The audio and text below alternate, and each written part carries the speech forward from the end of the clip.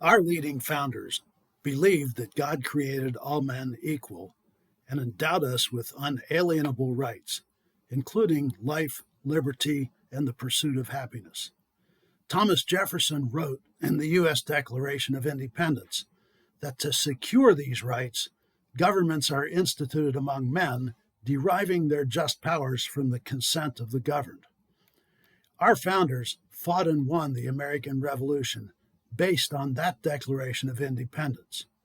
Through the U.S. Constitution, George Washington and the other men in the Constitutional Convention designed the government described in the Declaration.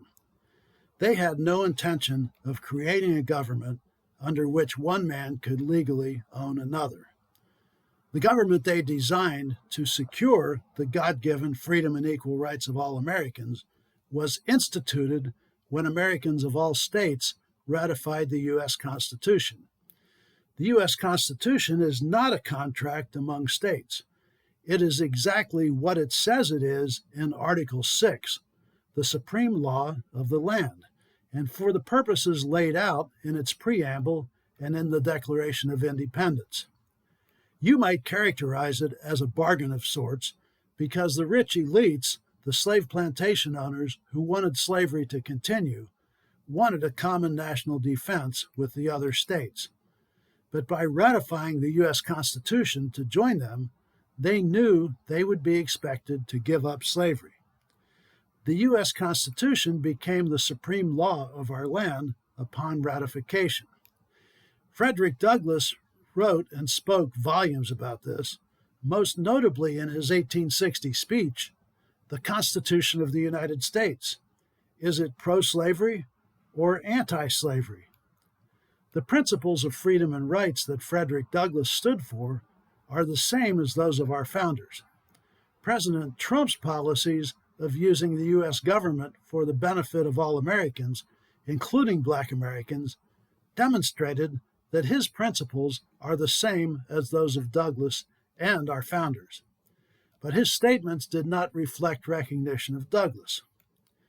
Democrat elites are rapidly stealing our freedom and turning our country into a version of communist China under their control.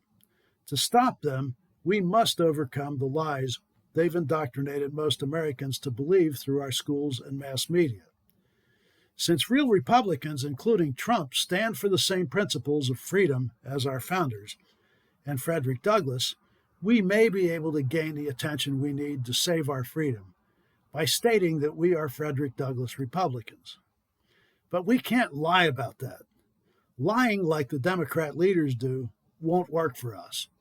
We need to actually study and teach the words of Frederick Douglass and our founders. I do, and I can honestly say I am a Frederick Douglass Republican. Can you? Will you?